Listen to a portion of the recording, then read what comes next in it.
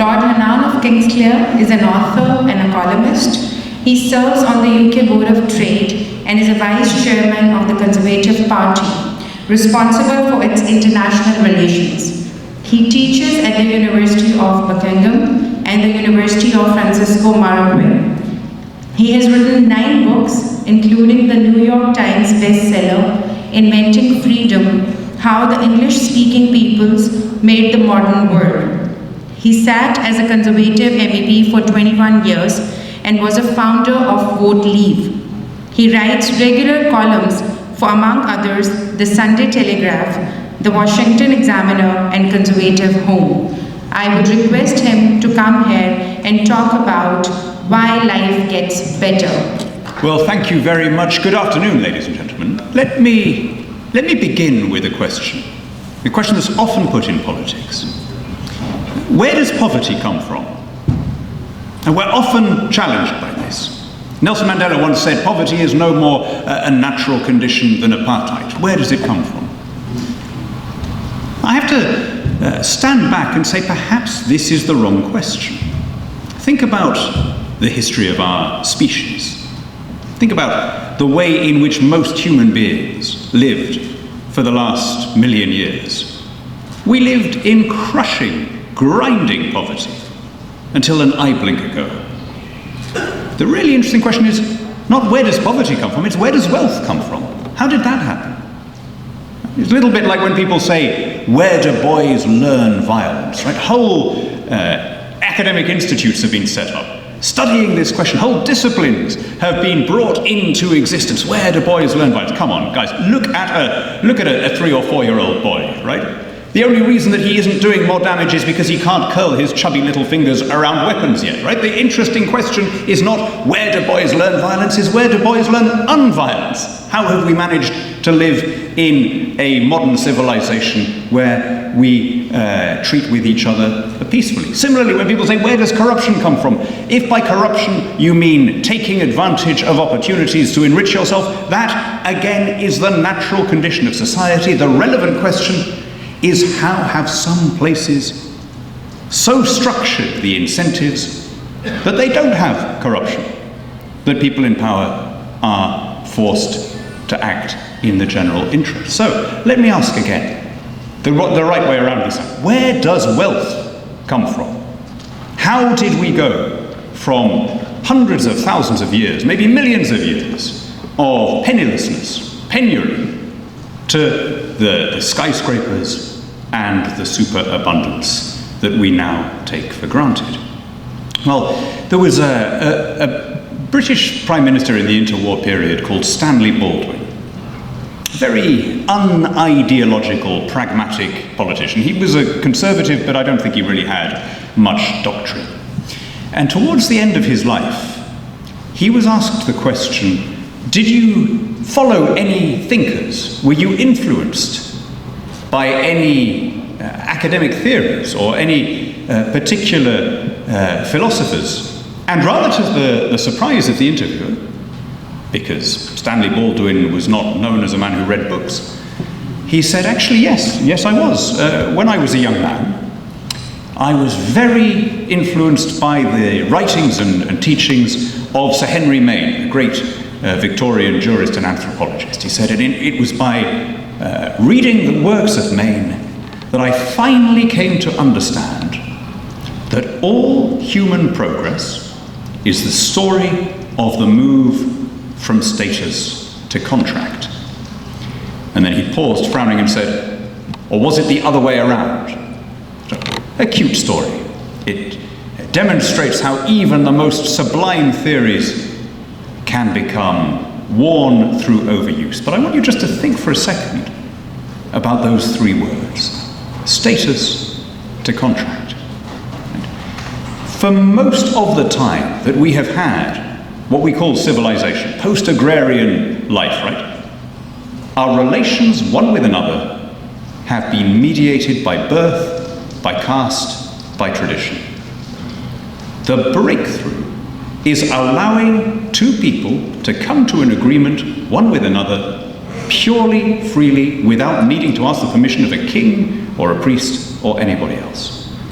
The elevation of the individual above the collective, the recognition of personal dignity, is the basis of modern progress. Think about it. 10,000 years ago, somewhere, actually in several places by parallel evolution, one of our ancestors noticed that seeds produce plants, right?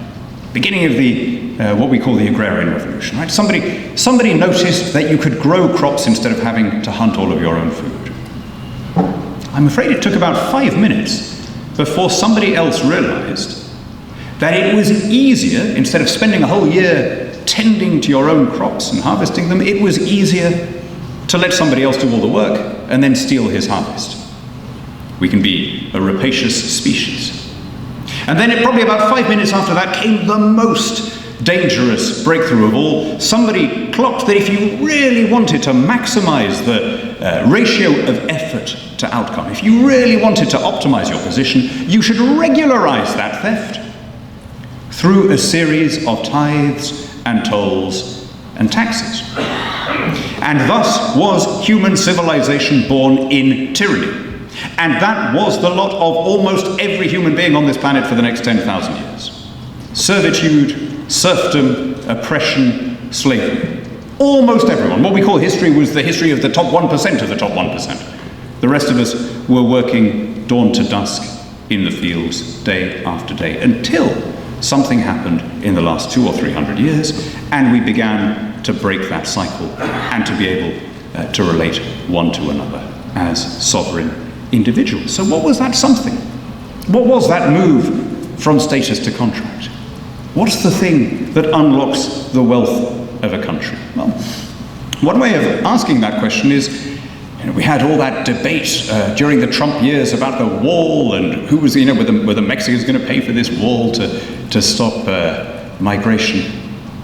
Nobody has ever proposed, no Mexican politician has ever had to suggest that they build a wall along their northern border to stop US immigrants flooding into Mexico.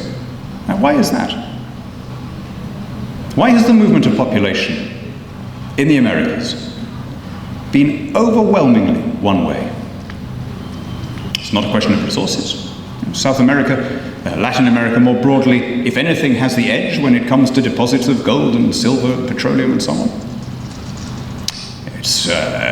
They were settled at around the same time, and Spain, when they settled South America, was a more powerful country than England in the 16th century. What was the difference? Why is it that North America has grown into a place that has schools, clinics, incorruptible, relatively incorruptible judges, impartial police, regular elections, uncensored newspapers, all the things that the migrants from Mexico and Guatemala and my own native Peru are trying to get away from, or to reach to get away from what they don't have in their own countries? Again, it's to do with structures. The richest man in the US gets to be rich by offering a service to people around him for a price that they're prepared to pay.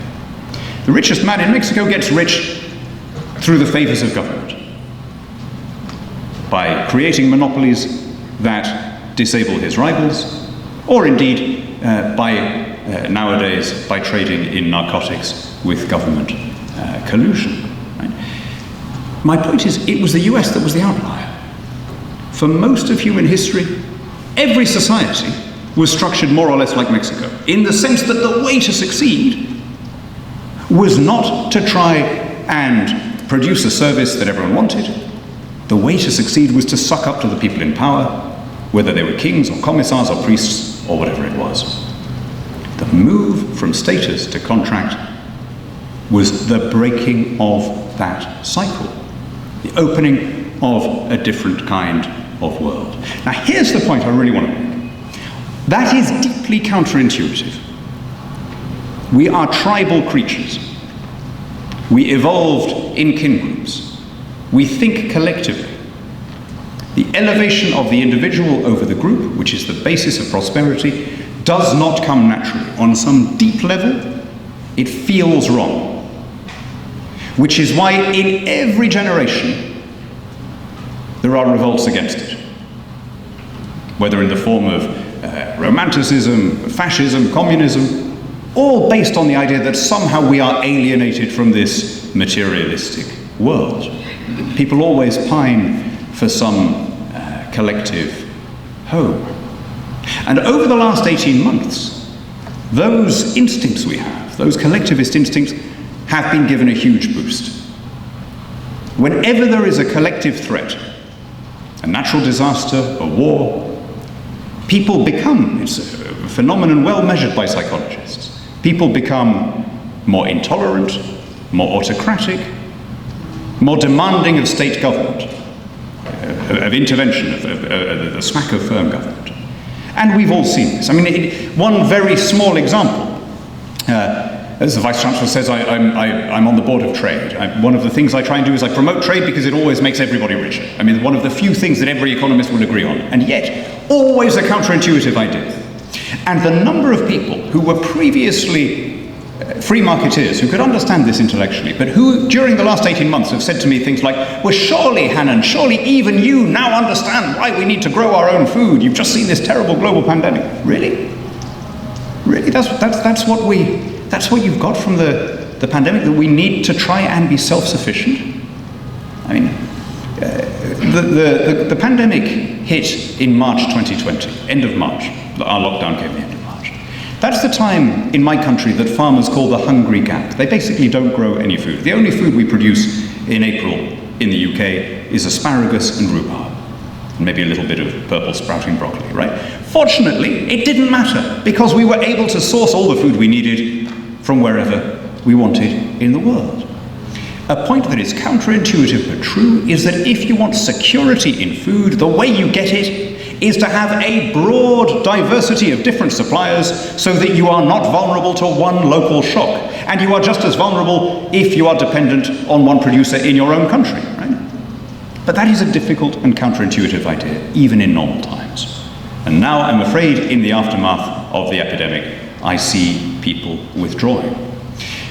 This is true whether it's food or vaccine or PPE.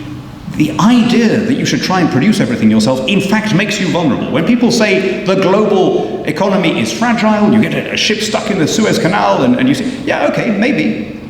But if you want real fragility, look at a country that has sought self-sufficiency. If you want a country that is truly vulnerable, look at somewhere like North Korea, where self-sufficiency has been elevated to the supreme governing principle. Deeply counterintuitive idea. People always say, why can't government step in and solve this problem? And yet we know that whenever governments try to do that, they make things worse. If I may, with your permission, Vice-Chancellor, this being where I am and with this audience, I'm going to quote a very ancient source of authority in support of this proposition. During the Prophet's exile in Medina, there was a food shortage. And the leaders of the community came to him and said, Prophet, you need to tell the market traders to cut their prices. Of course, he was a businessman. He was a trader. He'd spent his life understanding how commerce works. And so he knew very well what would happen if you step in and artificially order a price cut. What happens is first you get a glut, everyone sells what they've got, rushes to buy, but then you get a worse shortage than before because nobody will bring produce to market for an artificially cheap price. So although it's always popular, when a government says, I will cut rents or cut prices, it always makes the problem worse. Now consider this, that 1400 years afterwards, we still struggle to understand that. So the Prophet, when presented with a delegation, said, provision is in the hands of the Almighty, prices are in the hands of God. Right? How many people over the last year, in Britain, in Pakistan, or anywhere else, have said, it's outrageous to have people selling hand sanitizer or face masks or PPE for excessive prices. Why can't we fix the prices of it? Why can't we make things more affordable, right? All those centuries have passed, and people still struggle to understand the point that the Prophet was making, because it doesn't come naturally. We have to learn it. And let me leave you then, if I may, with this thought. This is what universities are for. This is what schools and universities exist to do. It's to encourage us to identify where our instincts and intuitions lead us astray, and where empirical data can put us on a better path. We no longer live as our hunter-gatherer ancestors did on the savannas of Pleistocene Africa, needing to be self-sufficient, needing to have enough food to get us through the winter. We now live in a world where we can depend on people that we don't know to supply us with stuff that we can't yet see. And that move from status to contract made that world possible. It's given us a level of prosperity and happiness that our ancestors could not have imagined. We take for granted powers that previous generations would have attributed to wizards or gods, but there was no magic. The only trick was to break the power of the collective and to liberate the genius of the individual.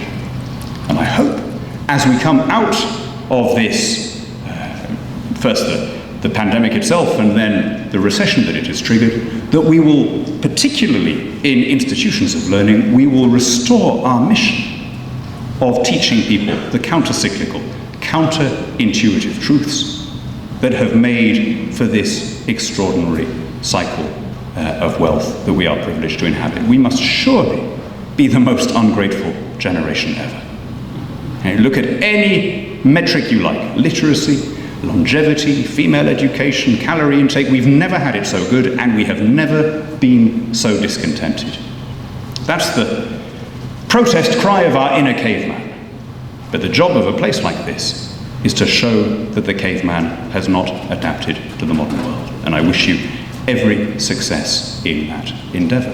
And in the remaining time, I think let's take some questions. So I'll hand over to the Vice-Chancellor. Thank you very much.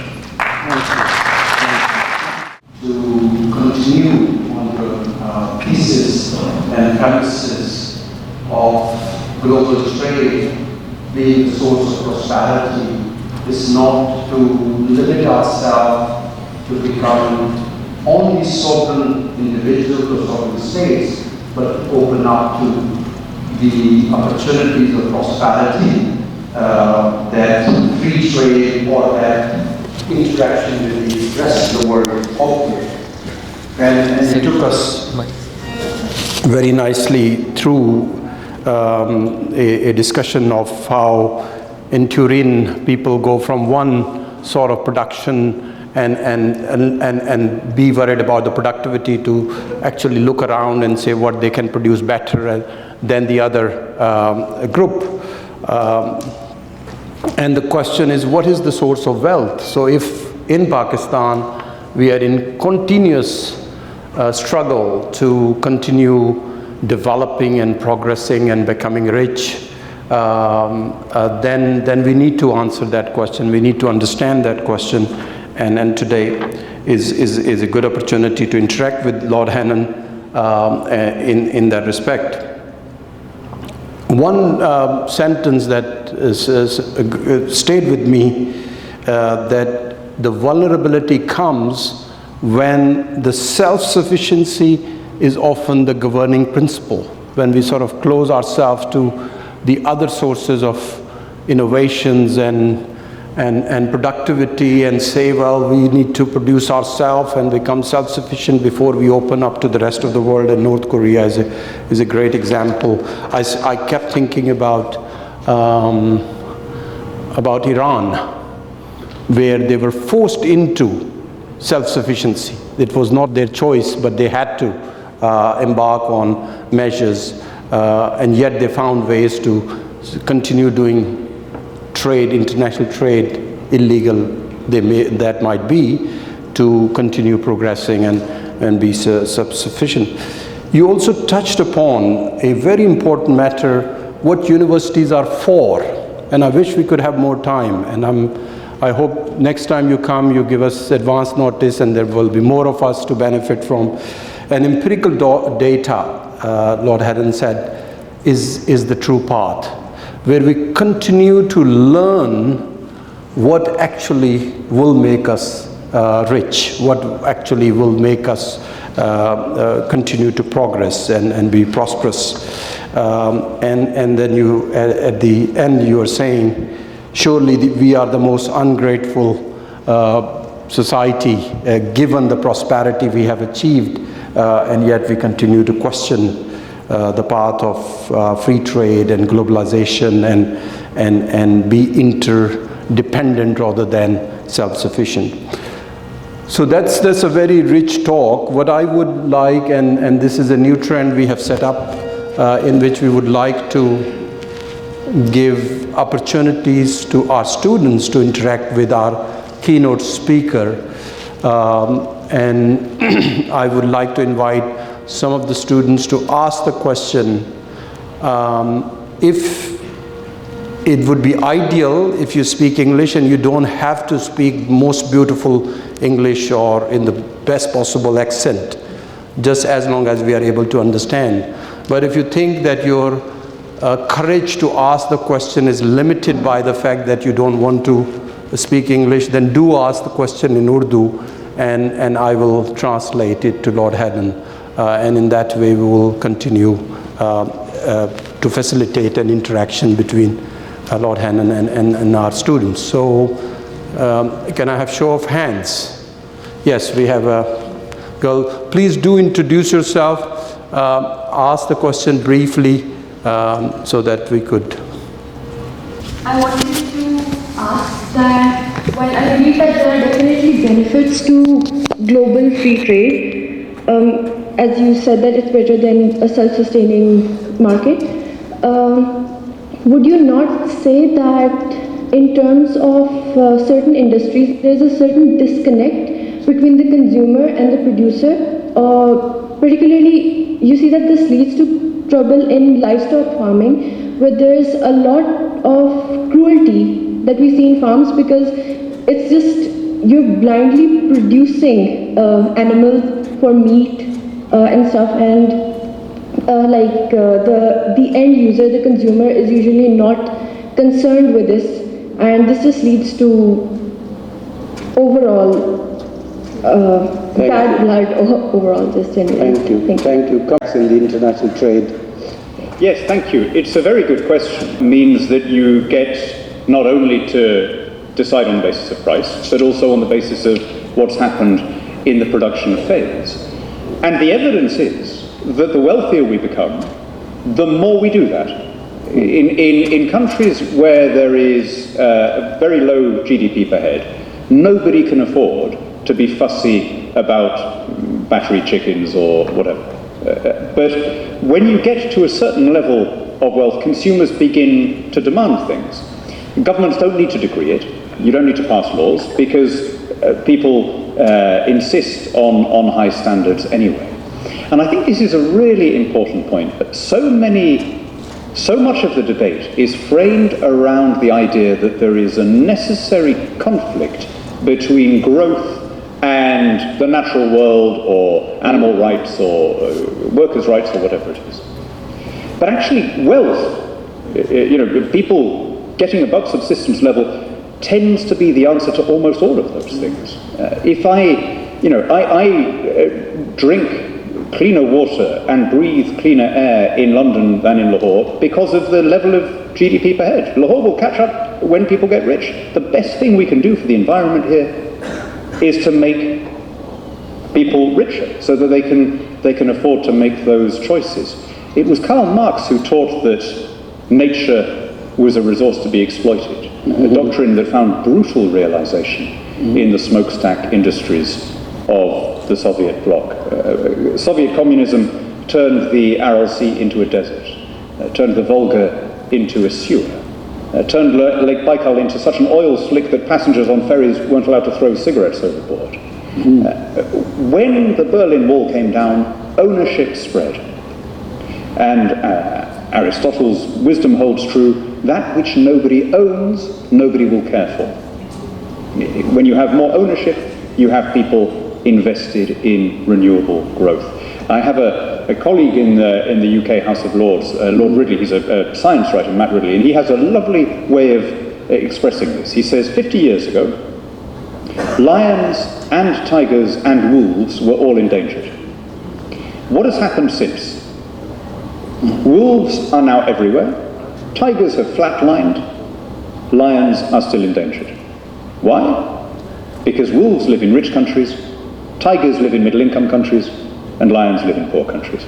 So the best thing we can do for the environment is to raise GDP per head. And one of the ways we can do that is to pull down barriers and encourage people to trade. Wonderful. That's really good to hear. Richer countries, tigers rich, and middle-income countries and lions are still in danger because we don't have enough wealth to go around protecting them. So I have another boy here. Hello, my name is Hassan Ali. I have a question. As you know, rich gets richer and poor gets poorer. So don't you think we have to first achieve a sustainability between poor and rich for a better environment? Yes, I'm afraid I'm getting richer and the poor get poorer. Ultimately goes back to Karl Marx. He called it his theory of immiseration. And it's been repeated endlessly since his time. But it isn't true. If we look at what is happening in the world, the rich are getting richer and the poor are getting richer. And everyone in between is getting richer. And you can measure that not only by GDP, you can measure it, as I say, by any metric you like, height, death in childbirth, levels of literacy. We have choices and opportunities that recently would have been unthinkable.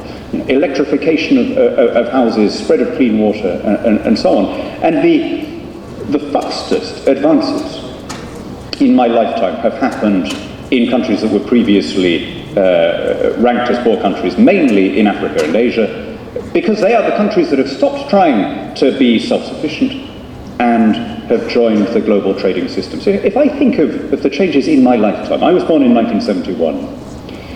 In 1971, in my country, it took the average worker 2 months to be able to afford a TV set.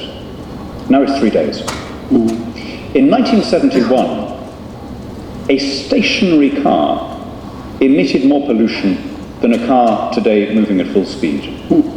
In 1971, half of girls in the world got no education beyond primary level education. Now, other than a couple of holdouts like Afghanistan, it's essentially 100%. Right? These have been amazing changes in one lifetime. It is, and they've been changes where the impact has been most visible among people who are the least well off. But we have this extraordinary lack of perspective. This is what I meant when I said we're an ungrateful generation. People have this false nostalgia always about the previous generation. And so we're told now, incomes for working people have stagnated, for 20 years in the West. Nonsense. I mean, on one measure, income has stagnated, largely because, many new workers have been released from former communist countries into the global marketplace. Absolutely. But if you measure only income, you're not really seeing the picture. You have to look at, could you travel more easily? And when you travel, did you have to take a big camera and get all the film? Think of how these things, which are fairly, widespread around the world now, think of what they have replaced. Not just our phones, not just the clunky old desk phones, but my chessboard, my compass, my maps, my radio, my CD collection, my camera, my video, and we take all of this for granted and complain about the system that has delivered it. That's what I mean when I say we are an ungrateful generation. Lord Hannan has convinced us that the rising wave is lifting all of us. And the biggest example in my view, and I thought you would be saying that as well, is life expectancy. Look at this change in life expectancy all across the world. Even in poorer countries, people are living so much longer. I would live at least 20 on average, 20 years longer than my father was expected to live. And that's a great gain. I would live in much better health and will have much better opportunities to get a pension when I would be old. So that's all showing us that there is faith to have in the progress that we have achieved. And Batul also has a question. Okay. My name is Asghar Zaidi, and Basically, what I was thinking about was when you think of prehistoric human societies. Yes, thank you, Virginia. So, of course, it's true that in a hunter-gatherer society there is no or very little transportable wealth. It does not follow that there is equality. The biggest difference in what we know of, I mean, obviously, by definition, prehistoric societies, we can't say for sure, but we can observe current hunter-gatherer societies and we can extrapolate. There was a massive difference in status, especially between the free and the slaves, which was a very, very widespread feature of pretty much every human society, again, until an eye blink ago. There was concubinage, there was constant tribal warfare is maybe the wrong word, but raids. Somebody who studied the Wari people in Colombia, an American academic, worked out that the death rate among the tribesmen of fighting age was like constantly fighting the First World War. And this is before you even look at infant mortality. So there was, it's not a world we would want to go back to, and it's not even a world we would want to replicate at a wealthier level. But the real problem with it is collectivism always stifles opportunity. When there was pressure on the Brazilian rainforest, and the musician Sting decided to buy a big chunk of the rainforest and give it to the tribes, who were hunter-gatherer tribes. Now, can anyone guess what happens next? So optimist as I am about modern society, I'm pretty pessimistic about pre-modern society. I'll tell you what happened. Very quickly, the chiefs of these tribes were flying around in private jets while the rest of the tribe were working as slaves in mines. They began logging and mining on an unprecedented scale. Why? Because Sting had made the mistake of giving them the land collectively instead of individually. So they were still with this problem, the Aristotelian problem, that which nobody owns, nobody cares for.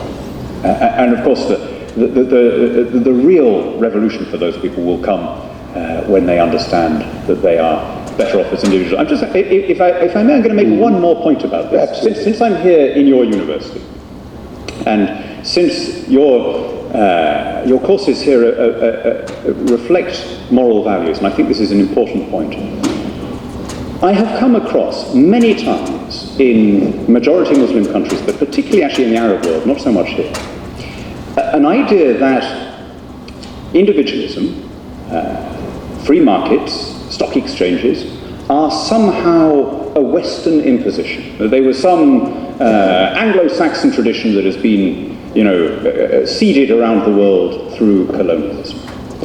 And I have to say, I find that very difficult to reconcile with what we know of the history of Islam. Islam was the only great religion in the world founded by a businessman.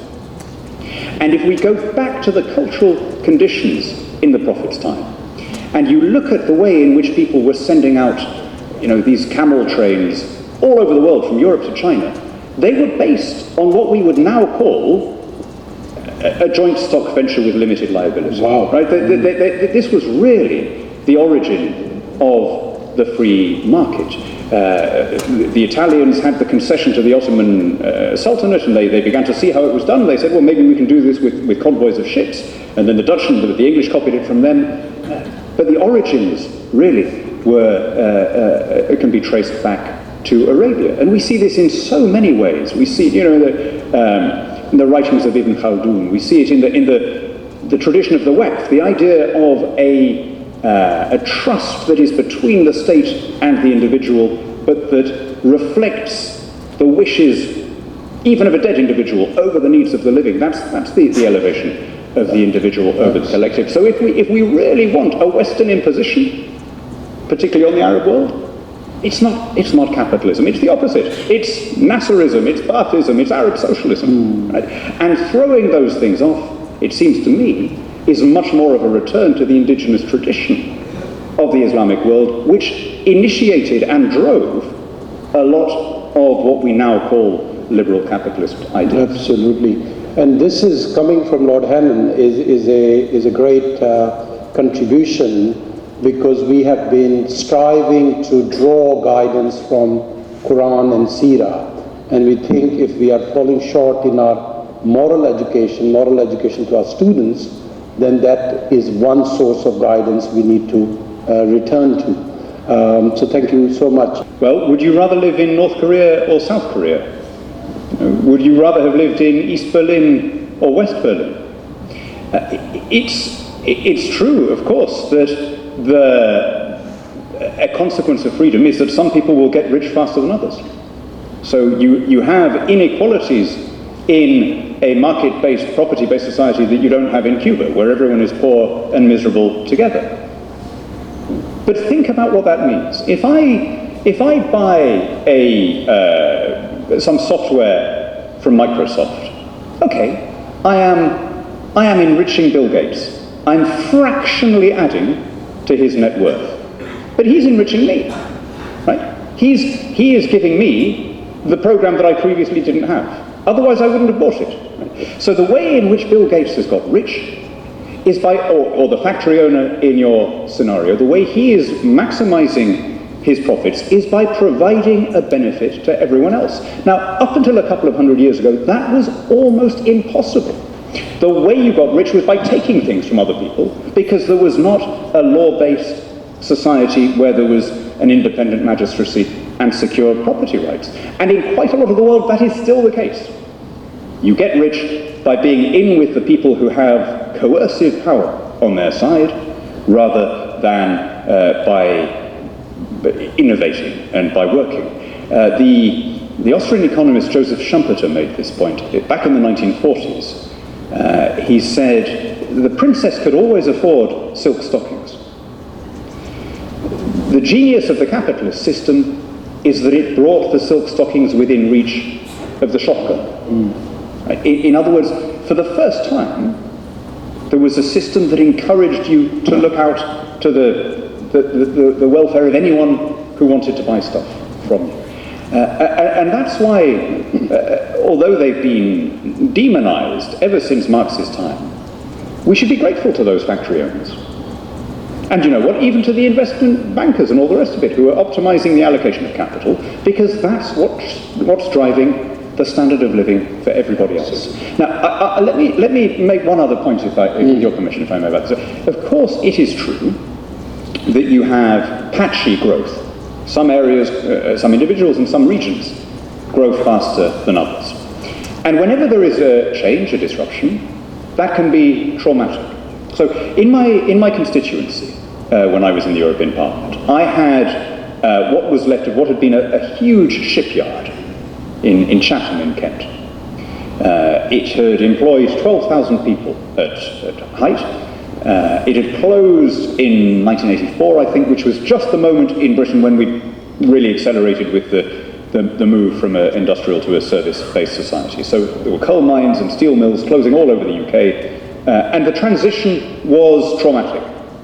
And even when I was there, 20 years later, I would still meet people who were angry about it. Men who had worked in that shipyard and who would say, that evil Margaret Thatcher, she hated the working classes, she unleashed these horrors on us, Of course they were angry. I would have been angry. Who wouldn't be angry? You've got a decent job as a welder or whatever it is, and then maybe you're in your 40s, through no fault of yours, the whole structure of your life collapses. I'd be furious in that situation.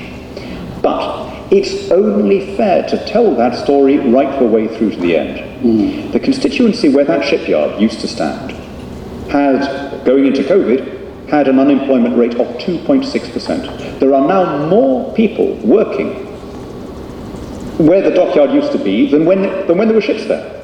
And what are they doing? Well, some of them there's a little bit of kind of tourism, industrial heritage tourism. There's a university there. But the biggest employer there is the audiovisual sector. It's where we make Sherlock. It's where we make Call the Midwife, right? So the grandsons of those men who were hitting metal for a living are now tapping at a screen. My maternal grandfather was a shipyard worker in the west of Scotland. He had a typically unhealthy west of Scotland lifestyle. He smoked very heavily. He died, I think, when he was 60, 61, so I never met him. I never knew him. So I never had the chance to ask him whether he would have wanted to have kept that shipyard open at whatever cost in subsidy if the alternative had been to make a transition. But I'm fairly confident that if he could see what my cousins and I are doing for a living instead, he would not hesitate. So yes, there is trauma, and yes, there are inequalities, but let's remember the context of this. In the end, we all end up, if we have a property-based system, we all end up better off than we were. Wonderful, thank you. Lord Hannan, as you could see, is an optimist who is showing us a very bright picture of the experience of progress and prosperity that our generation has experienced, and continue on that faith, continue with that faith, that continuation of that with possibly reduction of inequality and other evils in the system, we could continue becoming richer, and the life indeed will continue to get better. That's a positive optimism. And one of the biggest benefits I've seen, Lord Hannan, of this interaction is that very often there is toxicity in the young minds, and here is their opportunity to actually speak out that toxicity. And with your with much clarity and with much empirical evidence, I'd like to think that that toxicity is now reduced. We will not think that progress would lead to a violation of animal rights, or the poor will continue to get poorer, or the worker would continue to be exploited, but indeed think that we are all uplifted in this process. So thank you so much. This has been little unconventional, but we have learned, we have interacted this way with the military leadership, and then and they were very generous in allowing us to ask students, and they were asking difficult questions, and they did respond, and in the same manner we have other people and then students were interacting. So thank you so much. It's been a real pleasure. Can we have a big show of hands for Lord Hannan?